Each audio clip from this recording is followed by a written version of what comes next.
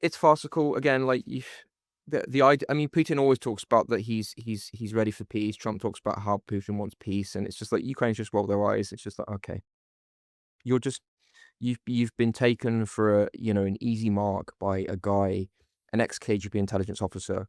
Hi, I'm James Heapy, and welcome back to Superpowers, where every week we reflect on the latest things that have been happening around the world and what that means for the future of global security. This week, I am joined by Jimmy Rushton, a Kyiv-based foreign affairs analyst. Jimmy, welcome to Superpowers.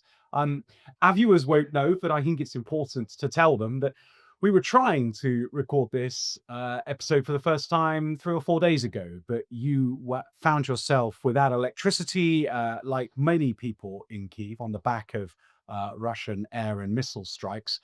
So, Jimmy, let's start by can you just tell us a bit of what it's like to be in Kyiv at the moment? Sure. It's very cold, first and foremost. We've had temperatures which have dropped to around -20, which is extraordinarily cold. Temperatures in my apartment have hovered around 9, 10 degrees. So to give you some sort of comparison, that's roughly the temperature outside in London today.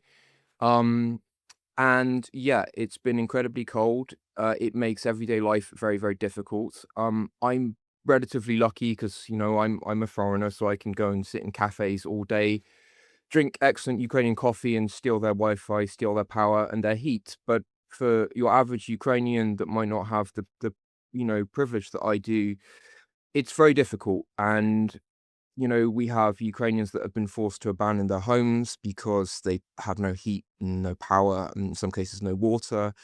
Some supermarkets have closed down because they just can't operate their fridges and their freezers, ironically, to keep their produce, fresh and saleable. And, basic, life is incredibly difficult. And this is all due to a determined systematic campaign of Russian airstrikes and missile strikes, drone strikes on Ukrainian civilian power infrastructure, which, has driven this country, the city, to the brink of a humanitarian crisis. Well, Jimmy, it's really interesting to hear you sort of reflect on the brink of a humanitarian crisis. In the Second World War, when London was and other British cities were on the receiving end of systematic bombing campaigns, we sort of now lionize the way that the civilian population responded, the Blitz spirit.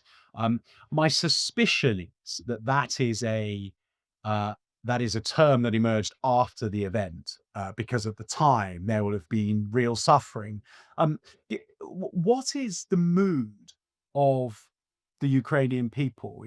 Is there it's clearly bleak, it's clearly deadly. Um, but is there a quiet resolve and a determination to carry on? Or actually is the sort of the will to fight starting to ebb away? So I would definitely say there is a Ukrainian version of the Blitz spirit, the kind of determination to keep going, the supportive atmosphere towards friends, neighbors, people living in the same building. In fact, what's one of the things I really like about Ukraine is you have that sense of community that I think in many cases we've lost in the UK, that neighbors know each other, and I know all the people that live in my building, or at least I know a lot of them, and they say hello to me as we walk down the street, and I'll help them out if they need help with I don't know, a lift to the shops or something like that. So there is that sense of community. I don't want to overstate that because again, as as nice as that is, it doesn't help you when temperatures are dropping to like -15, -20. All the kind of blitz spirit in the world doesn't keep you warm at night, so it's very difficult. That being said, it hasn't sapped people's will to fight. It hasn't sapped Ukrainians' will to live in a free and independent Ukraine and not under Russian oppression. So is it difficult? Yes. I think it's been difficult before. I've been here since May 2022. I remember the first Russian infrastructure bombing campaign in October 2022 and November 2022, and it was also very difficult then. It wasn't as cold, but we had more power outages in 2022. So It's difficult. It hasn't sapped the will to fight, and for the soldiers on the front, it hasn't really affected them. If anything, I would say it's made them more determined because when Russia bombs civilians, that just solidifies the will to fight in your average Ukrainian soldier. It makes them remember what they're fighting for. Um, and, terror bombing historically and campaigns against civilian infrastructure and attempts to cow a population into submission historically have never really worked. They didn't work against the British in World War II. They didn't work against the Germans in World War II. And I don't think they'll work against the Ukrainians in this war. I suppose the challenging thing is that i- in the Second World War, when those British cities and indeed German cities were on the receiving end of Allied bombing as well, there was absolute certainty over the desired outcome. So it's easier for a civilian population to rally around the national cause because there was no option, there was no surrender, there was no compromise, there wasn't any concurrent uh, deal making being done by people in Washington and Moscow.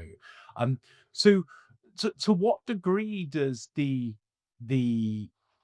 infrastructure bombing campaign move the dial on people's willingness to accept a deal? Because the difference between 1940s Europe and now is, in theory, there is an out. There is the option to trade territory for peace. So, in theory, that option exists. In reality, I would say it doesn't. And most Ukrainians understand this. They understand that Russia isn't just going to be satisfied with taking the entire Donbass, taking the remainder of Donetsk. It probably wouldn't even be satisfied with the entirety of the four oblasts that Russia claims now to be part of Russia under the constitutional amendments back in 2022. So Zaporizhia Oblast, Kherson Oblast, Luhansk, and Donetsk. And remember, two of those oblasts are probably 50-50 controlled by Ukraine and Russia, with two regional capitals, Kherson and Zaporizhia, under Ukrainian control. So even if you gave all of that to Russia, they're probably still not going to be satisfied because a couple of months ago, Putin was talking about Novorossiya. And historically, Novorossiya would include Odessa, Ukraine's port city in the south, Kharkiv, which is the second city in Ukraine in the northeast, major industrial city. So no Ukrainian that I know thinks Putin would be satisfied with this. What Putin wants, essentially, is the entirety of Ukraine. Whether that is under direct Russian control or whether that's under a regime that is essentially controlled by Russia, a puppet state, i.e. Belarus or Hungary or Georgia now, I would say, something like that. So a country which is not independent, which doesn't get to decide its future. And Ukrainians understand this. And although it might appear that there's this peace process happening, it is kind of farcical in the eyes of many Ukrainians. They don't think Russia's interested in peace, and I agree with them. It seems that there was a flare up over the weekend where Zelensky and Klitschko appeared to just slightly take a bite out of each other. So there's some presidential politics playing out in the management of Kyiv's infrastructure, particularly. Um, what do people think about that? It might seem slightly inappropriate in the circumstances. Yeah, I mean, Zelensky and Klitschko don't like each other. Everyone knows that. Klitschko's not particularly popular. None of my friends in Kyiv particularly like Klitschko. He's viewed as a figure who, he has done some good things in Kyiv, but he's also he's been responsible for a couple of things that have caused a significant criticism. For example, there was a scandal with regards to air defense shelters about a year and a half ago, where this is a responsibility of the city authorities, and some of the air defense shelters were locked. So people were attempting to get to an air raid shelter during an air raid, and they couldn't get in, and they were killed by falling drone debris. So Klitschko, it is politics, but at the same time, I think there are valid questions to Klitschko. I mean, there's valid questions to Zelensky as well, because obviously he declared this state of emergency a few days ago, but a lot of my Ukrainian friends are saying, well, are you saying that this wasn't an emergency before? Because it wasn't particularly great for us before. So is this something you're only really kind of paying your full attention to this now? Zelensky is not. I wouldn't say he's unpopular here, but he Ukrainians have a very nuanced view of him. They're very much, they'll say, "Well, I like some things that he's done, but I don't like these other things, and I definitely didn't like Yermak, his very controversial chief of staff. He's now gone." And he is obviously reshuffling his government. And so yeah, it is politics. I don't think Klitschko ever has a chance of actually winning a presidential election because he's not particularly popular. But politics still exists in Ukraine. Sometimes that's to the detriment of the overall cause, unfortunately. And this is a reshuffle that um, will bring in obviously fresh energy, but equal amounts of talent. I remember when the MOD team was shuffled 2 years ago, and Alexei Reznikov moved on in favor of Umarov. And I had worked with Alexei very closely over the previous few years and admired him enormously. But there was, I don't think Alexei was ever implicated, but there was this sort of whiff of corruption, and the Americans were pretty keen to see some changes made.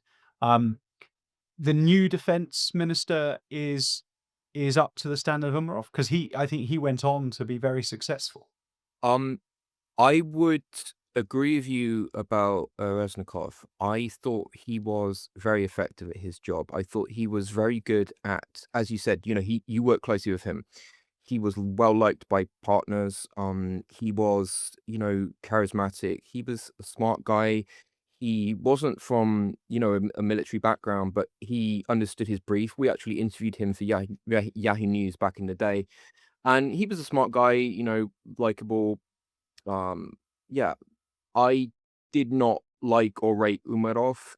I did not hear anything good about him from anyone. My military friends are very happy that he has gone. I spoke to relatively senior Ukrainian military figure yesterday, who had a meeting with Fedorov, and he's the new defense minister.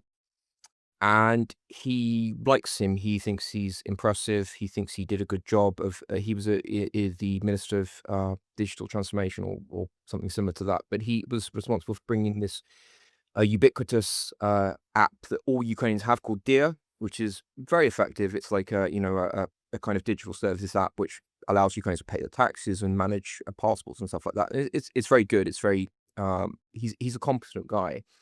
My military friend did say that, when he was doing that job, it's quite easy to be liked because you don't really have to make that many difficult decisions and you don't have to challenge any vested interest when you're Minister of Digital Transformation. But when you're a defense minister, you have to make some tough calls. And there are some extremely tough calls that they need to make in the defense ministry and in the military in general. So I'm very glad that Umarov, I mean, he hasn't been defense minister for a while, but I'm very glad that there is a competent replacement for him. And I think Fedorov, he's been saying all the right things. Obviously he's just been appointed a few days ago, but we'll have to see. I'm hopeful.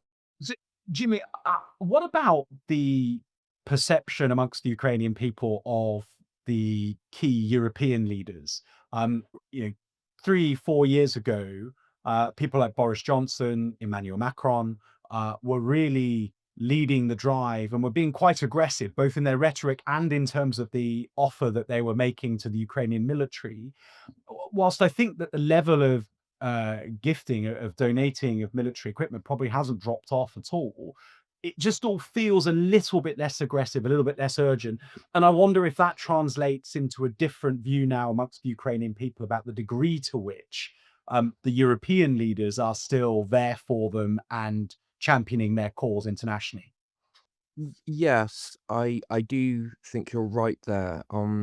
Obviously there was that extraordinary spurt of enthusiasm for Ukraine, and we saw obviously all the world leaders coming to Kyiv, Boris Johnson having that famous walkabout not far from where I live actually. And yeah, I do think that the support maybe is less dramatic and less visible, but if you look at, for example, what the Germans are doing and how much they've supplied to Ukraine, it's really significant. And to be honest, if it wasn't for key capabilities which, unfortunately, Europe can't supply, so Patriot PAC-3 interceptors, spare parts for F-16s, so some intelligence products and other, boutique, military capabilities. I think you would see Ukraine be able to survive without the Americans, but I do think it would be helpful, for European leaders, especially in the UK.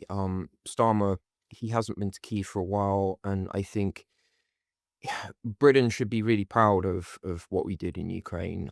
The UK is extremely popular here, and I think it's not just for kind of selfish reasons as well. We have a selfish interest in making sure that Ukraine doesn't fall to Russia, because Russia, with Ukraine's resources and manpower, will be extremely more dangerous than it is already. And we have obviously Article 5 commitments to a bunch of countries on Russia's border.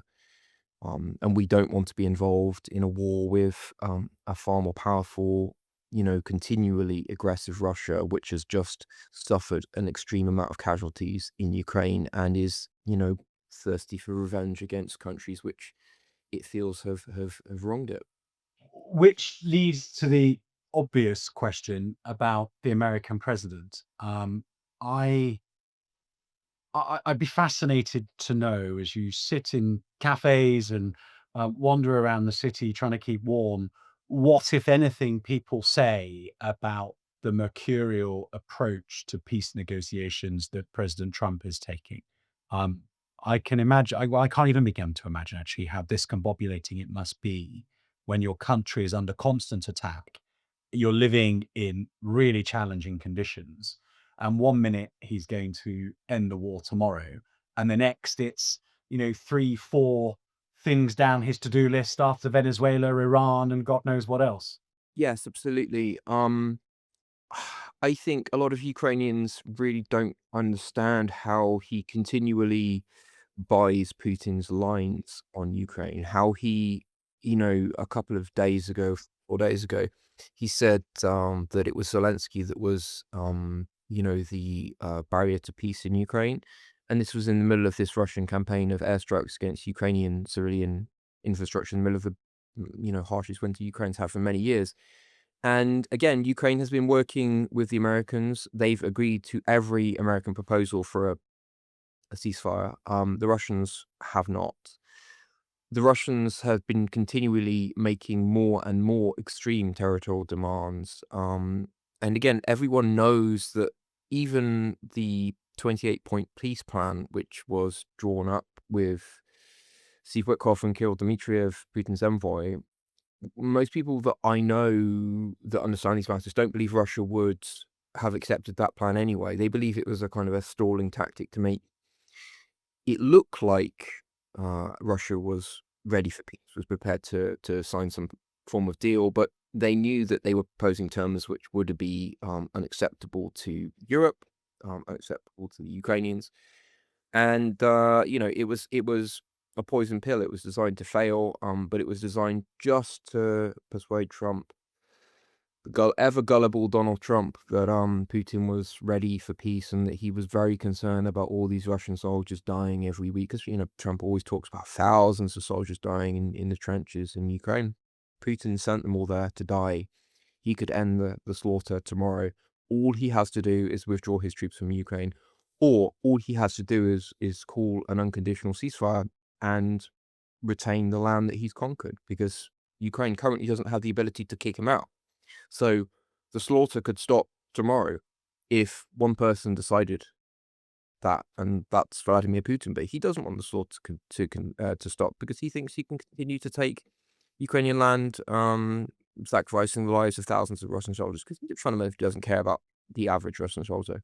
You can just see that by looking at the conditions that a Russian soldier fights in Ukraine. It's absolutely hideous. But the Russian government doesn't care. They're just disposable fodder, meat, as the Russians describe their own soldiers as meat. It's yeah, horrific. I mean, it is. I can't fault your analysis. I mean, and I think that's the thing that is most likely to cause despair, not just within Ukraine, but internationally.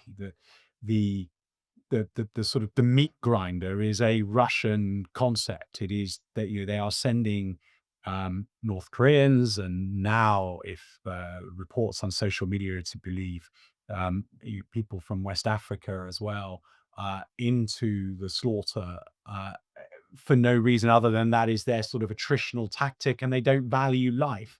And so to see Trump, saying that the objective is to sort of stop such massive waves of killing when that is a choice that the Russian chain of command have taken, feels nuts. The challenge, though, is even if the average Ukrainian person sort of doesn't quite understand how on earth the American position can change so quickly, those around the Ukrainian government, particularly those involved in the negotiations, do. And so I wonder how they look at a world where the White House is increasingly assertive and just deciding to do things however it chooses. And it could seek to take the same approach with Ukraine and just get it done without Zelensky and the Ukrainian government altogether. Uh, or they could say that, irrespective of Trump's desire to do that, the Ukrainians could fight on anyway because they just have the will to do so. Um, or they might take the view that, you know, Trump comes, he tries, and when he doesn't succeed, he goes off. And so what you've got is this like sort of episodic attempt at bringing everything to an end. And they just need to take the opportunities when they come and knuckle down and keep fighting when there's nothing on the table. What are you hearing? What do they think is the dynamic over the next year or so? So there's a clear objective that the Ukrainian government has when dealing with the Americans, and that is to avoid any schism, as we saw after this Oval Office bust up in February of last year. So that's the key objective. So keep purchases of American weapons funded via PURL flowing into Ukraine. Keep intelligence support flowing into Ukraine, and American intelligence support is very, very valuable. Um, just kind of manage Trump like the, incredibly mercurial, tantrum-prone 80-year-old toddler that he is. I mean, a friend of mine, I described him as a toddler with a hand grenade, or another Ukrainian friend kind maybe more eloquently said, "Well, he's like a monkey with a machine gun. He's just very dangerous, right? He you can't predict what he's gonna do, so you kind of just you gotta, trying to piece him the best you can, and just like it's that state of constant management of him and his ego and his whims, and that's not just a Ukrainian thing. That's something the Brits are doing as well. Everyone in Europe is doing this because there is no end state with Trump. You never get him to a position where he's decided on something because he can always change his mind in a second. And that's what's so exhausting, to be honest. I think for everyone is that you've just got to constantly manage this idiot, this guy that doesn't understand the way the world works, that thinks that you can slap tariffs on the UK and Denmark and France and Germany, and that will somehow persuade them to cede Greenland to the United States. I mean, this is just insanity.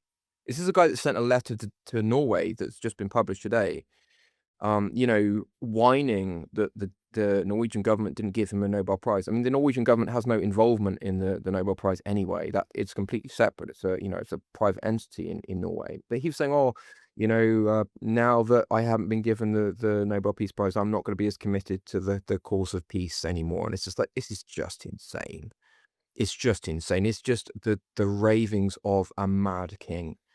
And the Americans should realize this. They are destroying decades of hard fought relations with countries that bled for America. I mean, the Danes are fond of pointing out that per capita they had almost the highest death rate in Afghanistan when they answered an American call to aid them after 9/11. Mm. I was in Washington last week, and it was the debate was very polarized. I had Democrat friends telling me that uh, Trump is destroying America's place in the world, and also that we Europeans, Zelensky, um, the South American leaders that were now engaging with him on the back of the Venezuela um, raid, that the mistake that we're all making is in engaging with him. That the moment you start to negotiate, he's got you where he wants you, and he just pushes for more and more and more, and that you've just got to be strong and say no. But that is that makes sense. I think if you're a Democratic senator or a congressman, it ignores that the US is phenomenally powerful in global affairs and has the levers to kind of force you to engage, whether you like it or not. But on the Republican side, you know, people I think are nervous about the way that that affairs are developing. But fundamentally, Maduro, they say, was a wrong and that needed to be moved on. They say that there are other countries around America's near abroad to the south that would benefit from a similarly robust US approach. They think that Greenland is a soft underbelly in US defense because the Europeans, the Danes specifically, are not defending it properly, and the Chinese presence is growing all the time. They think that, however imperfect Trump's approach to Gaza and his Gaza Riviera proposal, he successfully rallied the Arab League to come up with an alternative solution. They again and again and again, they say that whether by accident or by design, Trump is sorting out problems that conventional diplomacy and more sort of mainstream presidencies have failed to. So look, it's extraordinary because you can hear two entirely different versions of the world. And I know what I think, and it tends more towards your view that this is reckless and dangerous and puts the world in a very dangerous place. But there is also a chance that this all ends up, somehow solving a whole load of intractable problems that have been rummaging on for decades. I mean, I think if you look at Venezuela, for example, Maduro agree he was not a good guy. I mean, he happily welcomed the Russian invasion of Ukraine. Many Ukrainians were absolutely happy to see him get his comeuppance. But I think it's as we've seen to our cost. I think regime change is difficult, and unless you do it properly, and unless you invest significant resources, as we did after the Second World War in Germany and Japan, you have to be there for decades. You have to make a long-term commitment, and I don't see that in Venezuela. I think it's too early to tell what the outcome will be in Venezuela. I mean, it just to me, it looks like obviously Maduro's vice president has taken control and they've released a few political prisoners. But we've seen that, I mean, in Syria, when, going back to when Bashar al-Assad took over control from his father, he released some political prisoners, liberalized for a bit, and then went back to being, as hideously repressive as his late father. So these regimes, I don't think he solved the problem with Venezuela. I mean, the Venezuelan people deserve a lot better than the Maduro and Chavez regimes. And yeah, I think that's too early to tell. I mean, in terms of Greenland, the US has basing rights there. I think, it's part of NATO, obviously through its ownership by Denmark. Um, if the Americans want to defend Greenland, they can. There's no problem with that. The Danes have been pretty clear about this. But it's not about rational defense concerns. It's because it looks big on a map, and Trump is not a sophisticated thinker. That's why he wanted Canada. I mean, he was explicit about this. He was looking at maps of Canada and said, "Oh, look how much better our country would look if we controlled Canada." I mean, there's no that's not rational thinking. That's the thinking of a child. Um, it's the thinking of a or a real estate developer from Queens, which is what he is. So yeah, I don't think there's any strategic thinking here. I think if he wants to make America stronger, if he wants to improve American national security, you don't do that by blowing up decades-long alliances with. I mean, NATO is the most powerful military alliance the world has ever seen, and that's not just because of the Americans. It's because of the Brits, the French, the Germans, a bunch of other countries which have, significant military capabilities and intelligence capabilities, and, also the sheer fact that they're in Europe and the United States isn't. If the Americans want to project power overseas, obviously they have a lot of aircraft carriers, but they can't base, for example, B-52s out of aircraft carriers. They base them in the UK often. So when they carried out a lot of these strikes in the Middle East, they were flying from bases in Europe.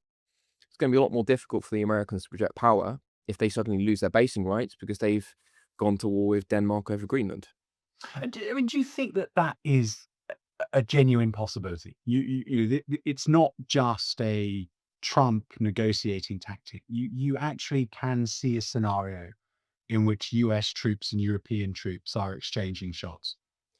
I don't think it will happen. I think the fact that he's resorted to his favorite weapon, which is tariffs, probably shows that he knows he can't achieve it through military means. But with Trump, he's fundamentally unpredictable, so you can never rule it out completely. And I know the Danes haven't ruled it out. And I know in the UK we haven't ruled it out either. I mean, we don't think it's going to happen, but it's one of those, low probability, high impact events, which if it happened, I mean, it would destroy the Western security and economic order as we know it. It would be the end of the Western world as we know it if America starts a fight with Europe. Because I mean, it's cataclysmic. It's absolutely cataclysmic. If that happened, that would be, yeah, cataclysmic.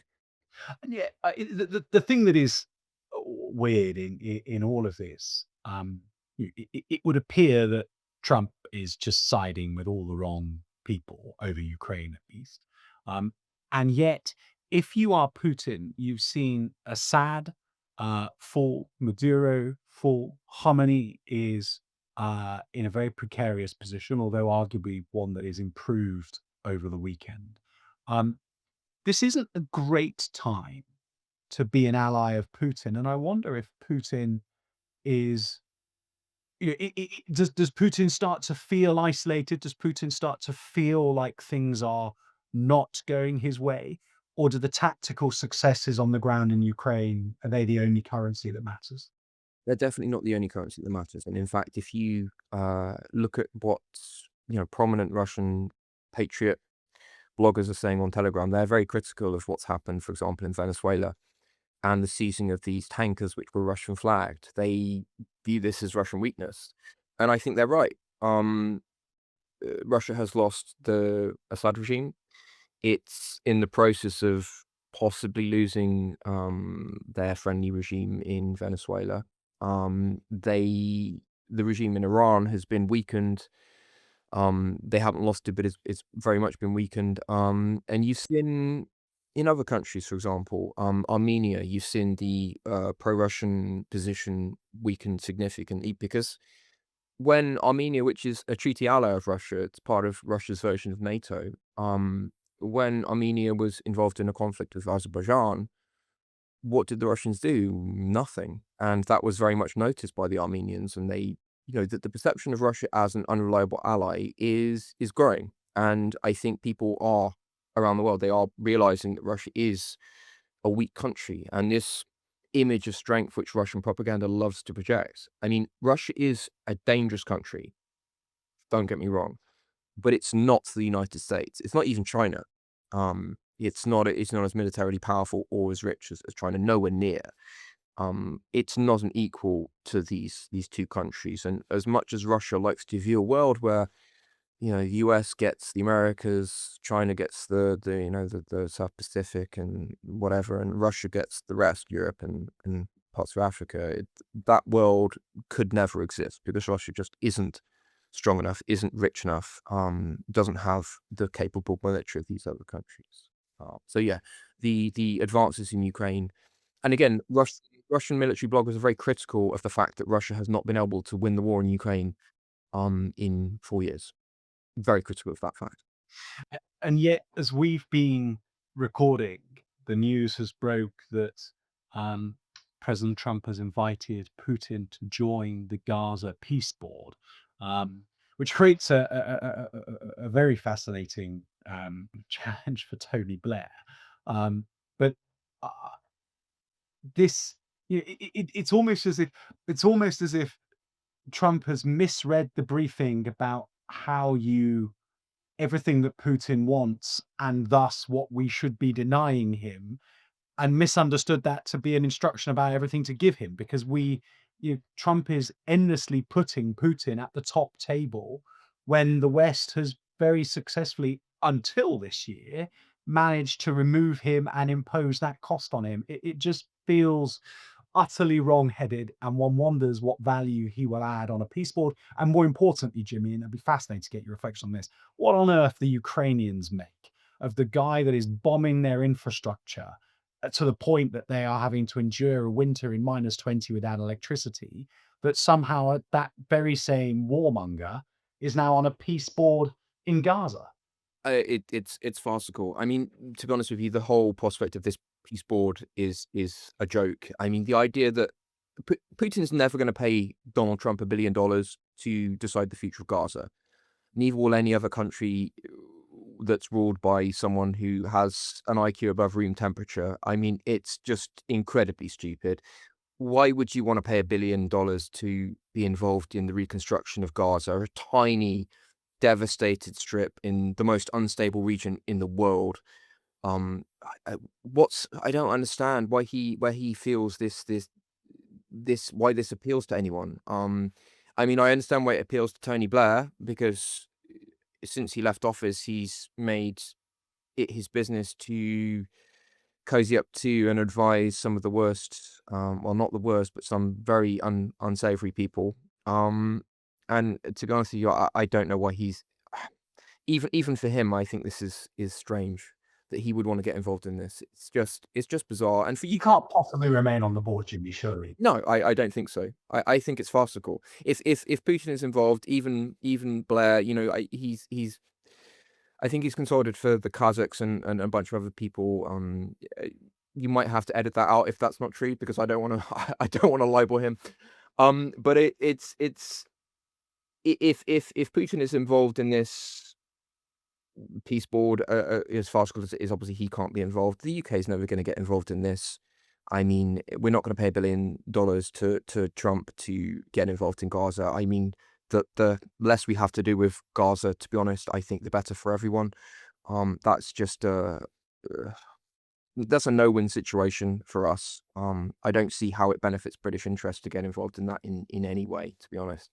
And for Ukrainians, it's farcical again. Like the idea. I mean, Putin always talks about that he's ready for peace. Trump talks about how Putin wants peace, and it's just like Ukrainians just roll their eyes. It's just like, okay, you're just you've been taken for an easy mark by a guy, an ex-KGB intelligence officer, who's playing you, and you're too dumb to realize it. You're a mark. You're an asset to him. That's how he's working you, and Trump still probably thinks he's his friend, amazingly. Jimmy, I've really enjoyed talking to you. As ever with episodes of Superpowers at the moment, it is deeply sobering to hear the world reflected upon in the way that um, our guests do. And you, given where you are recording this from and the hardships that you and everybody else in Ukraine is facing, it's particularly sobering to hear it from you. So, Jimmy Rushton, thank you very much indeed for joining us on Superpowers. Um, Superpowers has changed. We, alongside Frontline and the Trump Report, are now a channel in our own right, which means we need lots of subscribers. So please, for more from Superpowers and from the Trump Report and from Frontline, all, if I might say so, the very best in geopolitical analysis and thinking about what's going on in an ever more turbulent world, make sure that you subscribe so you can keep up to date with all the latest content. But for now, I'll see you for more Superpowers next week.